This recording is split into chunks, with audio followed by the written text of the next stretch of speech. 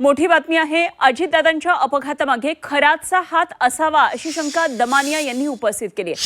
27 ते 31 जानेवारी या 4 दिवसांमध्ये समता पतसंस्थेमध्ये मोठी उलाढाल झाली असल्याचं दमानिया यांनी सांगितले। आणि यासोबतच बारामती दादांच्या घराबाहेर जेव्हा भानामतीचा प्रकार झाला तेव्हा खरात हा ठाण्यामध्ये होता अशी माहिती दमानिया यांनी दिली।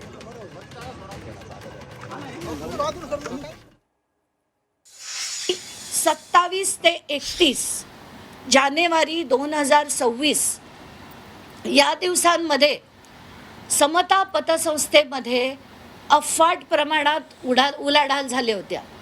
मी तारखांमध्ये सांगितलं होतं की किती तारखेला किती मेसेजेस आले, त्याची माहिती सुद्धा मी माध्यमांना दिली होती। आता आणि एक महत्त्वाची माहिती म्हणजे ज्या दिवशी अजित पवारांच्या घराच्या बाहेर म्हणजे बारामतीच्या घराच्या बाहेर जेव्हा भानामतीचे प्रकार झाले त्या 17 तारखेला रात्री खरात हे ठाण्यात आले होते।